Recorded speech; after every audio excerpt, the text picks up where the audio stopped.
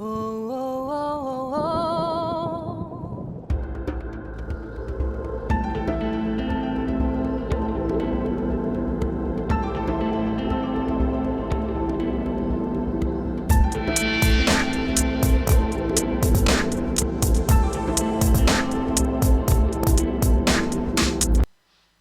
Bonjour à tous et bienvenue dans cette 33e étude consacrée à l'évangile de Matthieu, 33e étude durant laquelle nous allons nous pencher sur le verset 37 du chapitre 5 de l'évangile de Matthieu. Le chapitre 5 de l'évangile de Matthieu s'ouvre sur le discours sur la montagne, les béatitudes, que nous avons vu lors de l'étude numéro 21. Et dans la continuité de son discours, Jésus-Christ va opérer une réforme de la loi morale établie par l'homme pour en ressortir uniquement la vérité, c'est-à-dire pour l'épurer de la tradition humaine.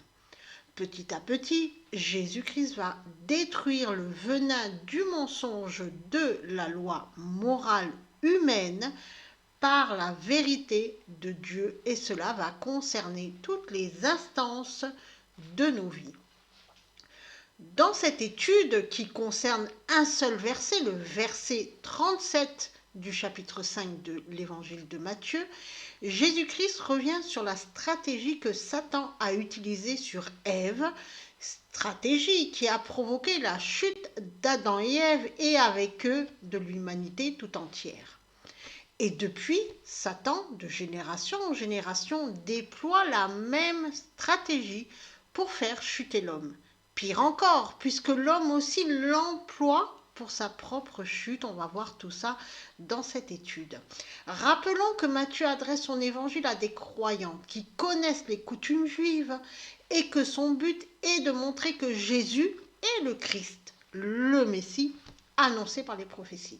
Il est aussi certainement l'évangéliste qui fait le mieux comprendre que le Nouveau Testament est éclairé par l'Ancien Testament, lequel ne se comprend qu'à la lumière du Nouveau Testament. Commençons par lire le verset 37 du chapitre 5 de l'évangile de Matthieu. Que votre parole soit oui, oui, non, non. Ce qu'on y ajoute vient du malin. Alors, voici un verset très court, une parole de Jésus-Christ très courte, mais ô combien importante. Une parole à l'enseignement très profond et à la grande portée universelle. Que peut-on ajouter à un oui ou à un non? Le fameux mais. Le oui mais ou le non mais. Comme si l'on dissout le oui ou le non dans le mais pour obtenir un oui qui n'est plus tout à fait un oui ou un non qui n'est plus tout à fait un non. On obtient alors un oui diminué ou un non diminué. Et vous avez déjà certainement entendu ce fameux oui mais et ou ce fameux non mais. Et peut-être que vous l'utilisez, que vous utilisez cette formule de dissolution du oui ou du non. Prenons des exemples de la vie de tous les jours. Je te pardonne, mais je garde un goût amer de ta conduite. Oui, je te pardonne, mais... Donc je n'ai pas tout à fait pardonné. Ce que tu dis est juste, mais cela me laisse sceptique. C'est juste, mais il y a quelque chose qui me semble pas trop juste. Vous voyez comme ça dissout. Dieu a dit de ne pas m'inquiéter pour le lendemain. Oui, mais je mets quand même de l'argent de côté, on ne sait jamais. Dieu a dit, mais on ne sait jamais. Oui, mais parfois il faut anticiper, il faut prévoir pour éviter la chute.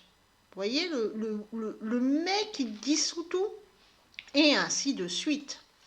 Nous allons voir dans un premier temps comment Satan, par la stratégie du oui mais, a provoqué la chute d'Adam et Ève dans le jardin d'Éden avant de reprendre l'étude de notre verset 37. Regardons quelle est cette stratégie de Satan. C'est une question que j'avais déjà abordée lors de l'article La stratégie de Satan, que vous pouvez aller lire sur ce blog Vérité ou Délivrance, ou aller écouter l'étude sur la chaîne YouTube. On va reprendre cette étude afin de se la remémorer rapidement. Satan est appelé le père du mensonge, car tout est mensonge chez lui.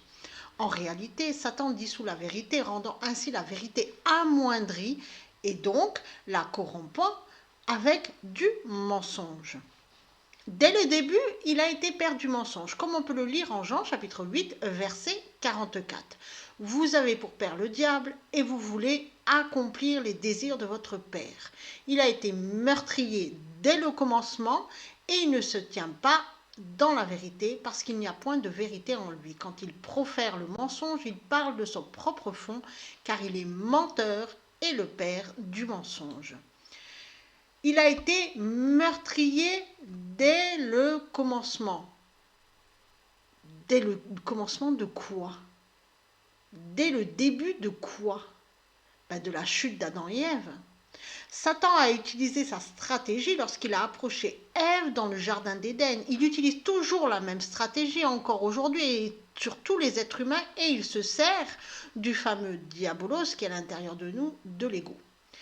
Quelle est-elle cette stratégie? En Genèse chapitre 3 versets 4 et 5, nous lisons: alors le serpent dit à la femme: vous ne mourrez point, mais Dieu sait que le jour où vous en mangerez, vos yeux s'ouvriront et vous serez comme des dieux connaissant le bien et le mal.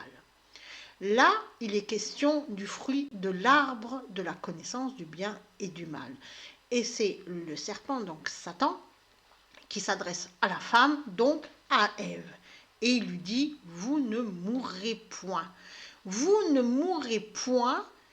Ici, Satan a repris exactement les paroles de Dieu, l'ordre de Dieu donné à Adam et à Ève concernant l'arbre de la connaissance du bien et du mal, mais la traduction telle qu'elle est faite là ne nous permet pas de le comprendre. Littéralement, dans le texte original, Satan dit à Ève: vous mourrez des deux morts, mais, etc., etc.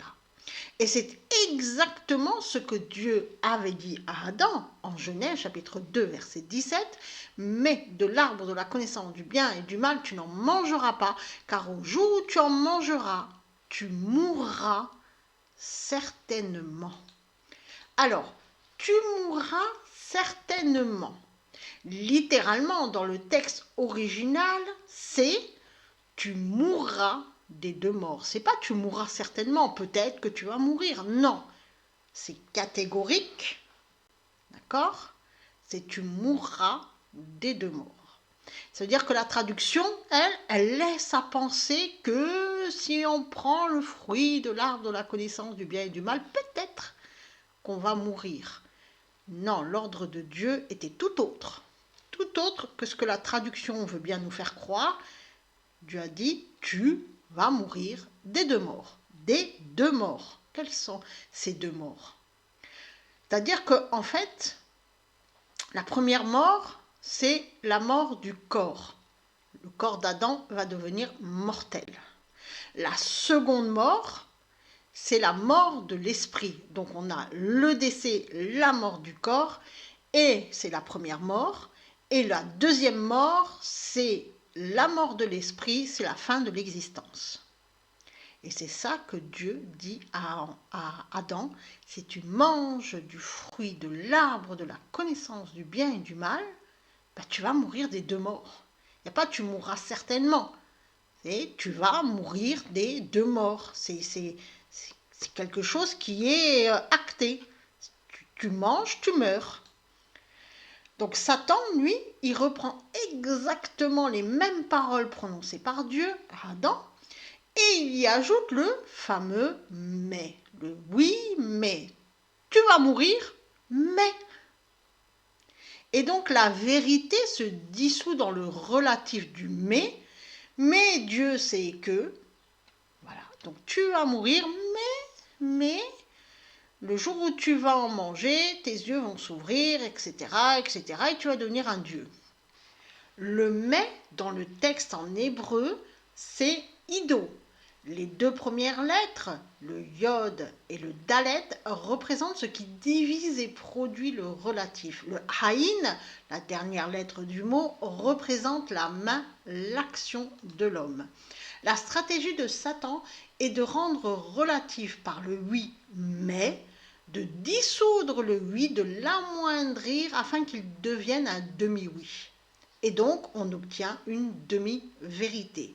Et une demi-vérité est un mensonge. Tout devient alors relatif, chacun pouvant construire sa propre vérité en disant oui, mais. Oui, tu as raison, mais c'est le principe même du satanisme. C'est la ruse de Satan, le relativisme avec l'ajout du mais qui va mélanger la vérité au mensonge. C'est le fruit de l'arbre de la connaissance du bien et du mal. Tout est mélangé, on ne sait plus ce qui est vrai et ce qui est faux. Et donc cette stratégie va amoindrir la vérité. Et comprenez bien que Satan ne fait que suggérer le mais. C'est l'homme qui agit. Et il le suggère aussi par le biais de l'ego. Tout devient alors relatif. Je te pardonne, mais il y a quand même quelque chose que je n'arrive pas à pardonner, donc finalement je ne t'ai pas pardonné. En gros, c'est ça. Donc je dis une vérité tout de suite après le mensonge. C'est juste, mais c'est peut-être pas tout à fait juste. Dieu a dit, mais donc je vais amoindrir la vérité de Dieu, je vais la dissoudre dans le mais et donc faire dissoudre la parole de Dieu dans le mais, donc dans ce que je pense moi, être juste. On y retrouve aussi l'idée de l'ajout de parole à la parole de Dieu, afin de diluer la parole de Dieu pour la rendre conforme à ce que nous pensons. Et c'est tout à fait ce qu'on fait quand on dit Dieu a dit que mais moi je pense ainsi, donc je vais ajouter de la parole à la parole de Dieu. Et c'est comme ça qu'on va revenir à notre verset 37, parce que c'est justement ce que Jésus-Christ nous demande de ne pas faire, de ne pas ajouter de la parole à la parole de Dieu, de ne pas dissoudre la vérité dans le mais. Relisons le verset 37. Que votre parole soit oui, oui, non, non. Ce qu'on y ajoute vient du malin. Et on a vu que ce qu'on y ajoute, c'est le fameux mais. Oui, mais, non, mais. Maintenant, voyons qui est ce malin. Le malin, dans notre texte en grec, c'est poneros. Il s'agit d'un adjectif que l'on pourrait traduire par mauvais, le méchant. Le mauvais, c'est celui qui nous remplit de contrariété, de privation, celui qui nous harasse par le labeur, celui qui nous apporte des difficultés et des périls, celui qui nous rend aveugles et sourds à la vibration de Dieu, c'est-à-dire à la parole de Dieu. Qui est-il ce poneros? Le mauvais, le malin, mais il est surtout l'ego. C'est l'ego qui nous fait ajouter le fameux mais, qui ne veut pas qu'on lâche des choses alors que Dieu nous le demande, qui ne permet pas le véritable pardon à quelqu'un, etc., etc. C'est celui qui provoque en nous un grand trouble ou un désir intense, celui qui nous fait vivre dans les regrets du passé, la peur de l'avenir, celui qui nous rend indécis, celui qui nous fait nous opposer à Dieu pour lui préférer les choses du monde. Dieu est vérité. Et il nous donne la parole de vérité. Il nous a donné la parole de vérité qui est la parole de vie, c'est la Bible. Encore faut-il la recevoir. Et Dieu nous parle. C'est une vibration. Encore faut-il accepter de recevoir cette vibration. Accepter de se mettre à l'écoute de Dieu. Symboliquement, accepter la vérité, c'est se saisir de la ceinture de vérité. Et alors on verra en vérité déjà son état de pécheur. Et on pourra se repentir sincèrement. C'est ce que Dieu nous demande. Déjà, faisons la paix avec Dieu par la repentance.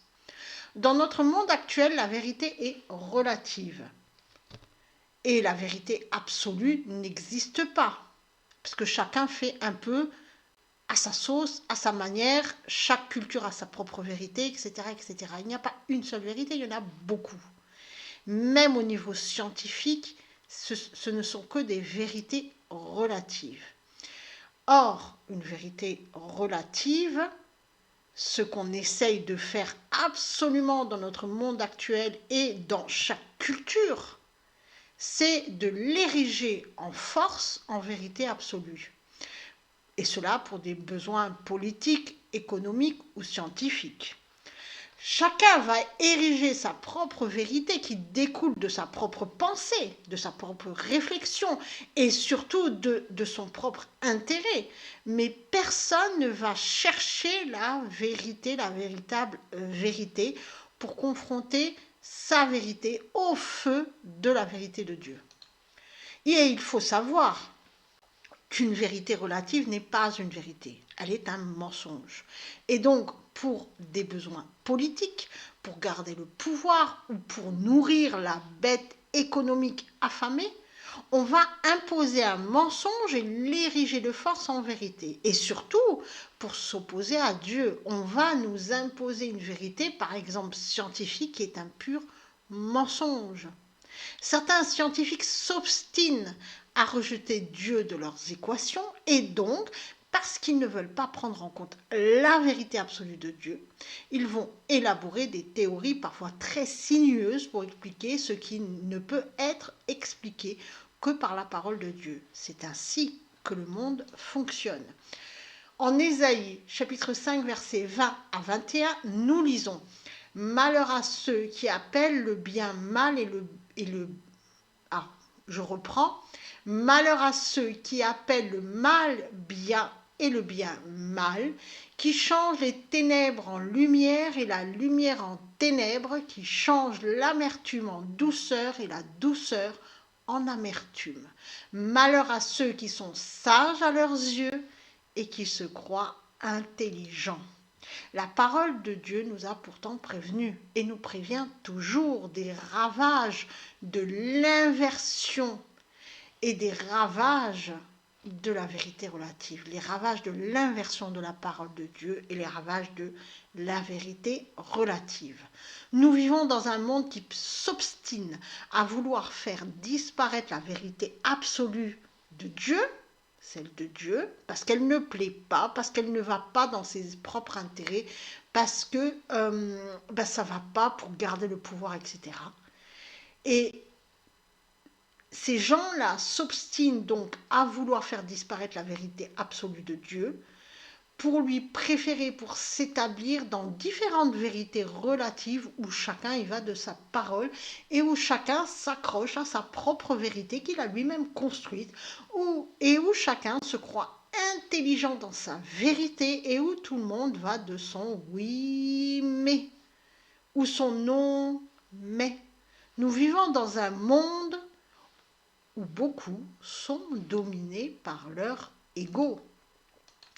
Donc, si on continue, on va lire en Deutéronome chapitre 12 verset 8, « Vous n'agirez donc pas comme nous le faisons maintenant ici où chacun fait ce qui lui semble bon. » Chacun fait ce qui lui semble bon et tout devient relatif. C'est exactement ce que l'on vit aujourd'hui dans notre monde actuel.